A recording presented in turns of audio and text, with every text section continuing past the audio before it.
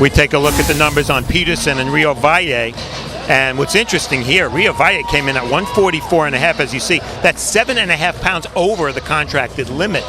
His trainer told us he weighed 178 2 weeks ago. That's a scary reduction of 33 pounds in 14 days. And the rules?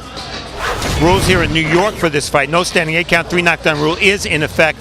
The ref or the doctor can stop the fight. A fighter cannot be saved by the bell in any round, and the fight becomes official after the bell starting round 6. Both men are in the ring. Let's get the official introduction. Here's the always classy Jimmy Lennon Jr. Ladies and gentlemen, a very good evening to you and welcome to Barclays Center here in Brooklyn, New York for Showtime Extreme and a big night of action brought to you by Oscar de la Hoya's Golden Boy Promotions and Showtime. Sponsored by Corona, La Cerveza Más Fina, and AT&T, mobilizing your world. Introducing our 3 judges scoring this bout from ringside. From Connecticut, Frank Lombardi. From New York, Tony Lundy. And also from New York, Carlos Ortiz. And the referee in charge, he'll be giving instructions after the introductions, Tony Chiarantano. All right, fans, here we go. 10 rounds of boxing, welterweights in the ring. Introducing you first on my left. He is fighting out of the red corner, wearing white trunks with green and red trim, hailing from Mexico City, Distrito Federal, Mexico. He weighed in at 144.5 pounds. His record stands at 37 wins, 18 losses and 2 draws, with 26 wins coming by way of knockout. Introducing Edgar Riovalle.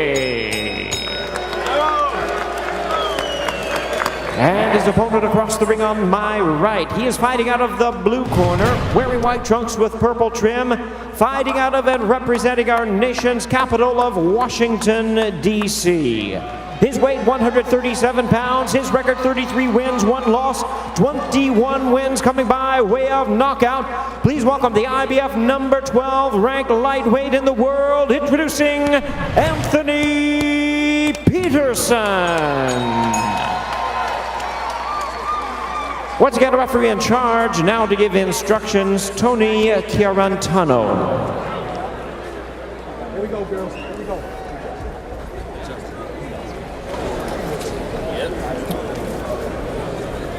Let's establish this is good here. This is good. We went over the rules in the dressing room. I want a good, clean fight. Protect yourselves at all times. Obey my commands at all times. Touch them up. Good luck. Buena suerte. Well, 4 years ago, Anthony Peterson, one of the top contenders in the lightweight division, but after that devastating loss to Brandon Rios, injuries, as Steve pointed out, he thought about quitting boxing. Now he says he's healthy, focused on adding his own title belt to the family trophy case.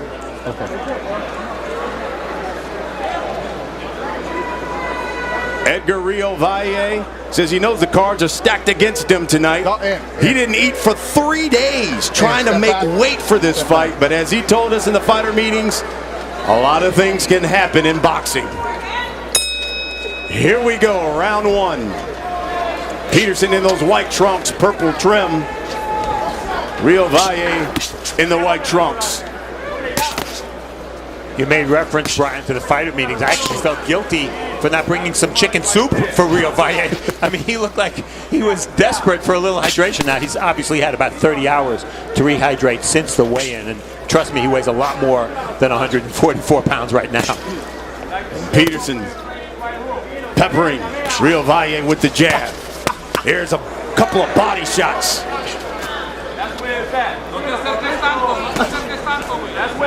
Just like his big brother Lamont, I think Anthony's best punch is his left hook to the body. We've already seen it. Good boxer, Anthony. Good technical boxer.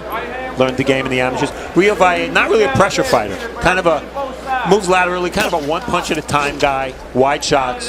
Okay. He's 1 in Mexico. He's 0-7 in the United States. And he has fought at a number of weights from 130 up to 143. All of this just in the past year.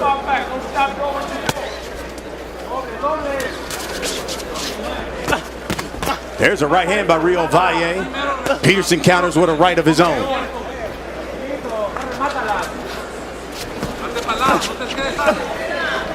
Couple of overhand rights by Peterson misses. As we come to the halfway point of round one. Watch your feet, guys.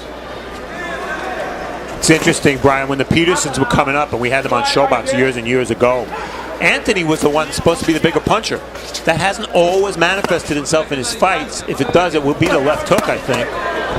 Riovalle, not the sturdiest of guys. He's got a decent chin, but he has been stopped. So that's the test for Peterson tonight. You talked about being stopped.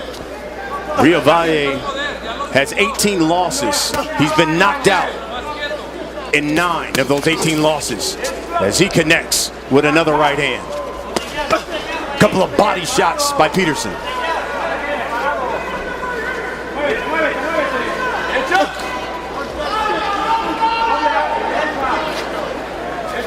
No, this first round shows you Riovalle's problem. There's a combination that drops Riovalle. 5, 6, 7, 8, 9, 10. And like that, it's over. How many times you been stopped now? One more. And how about that, big brother? The IBF Junior Welterweight Champion, Lamont Peterson. You will see him in the co-main feature over on Showtime. Championship boxing a little later tonight. And while you know Anthony Peterson is obviously thrilled to get a quick knockout win, Lamont is probably even happier because the last thing he wanted to do is sit out here and sweat it out when his brother was in a tough fight. So he can now focus on what he has to do later on Showtime against Santana. Anthony Peterson said he was in tremendous shape for this. He said, I sparred Adrian Broner, Robert Easter, Hank Lundy. All of that, of course, at that Headbangers gym. And he said he was ready for this. Now, Riovalle, of course, certainly had issues trying to make weight, but Peterson did what he had to do. As you see, the doctor still tending to Riovalle.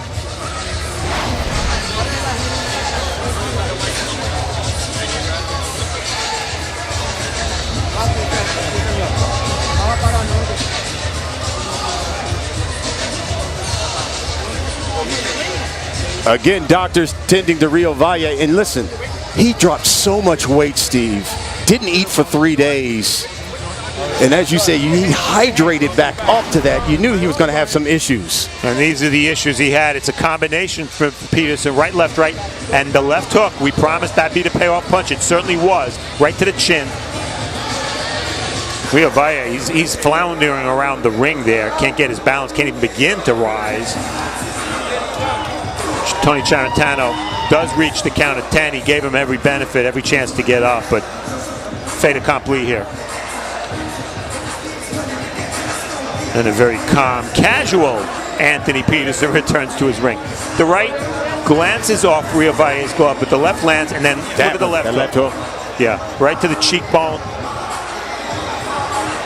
Riovalle does a dance before he goes down, and that kind of reconfirms what we haven't seen from Anthony Peterson in a long time, which is punching power.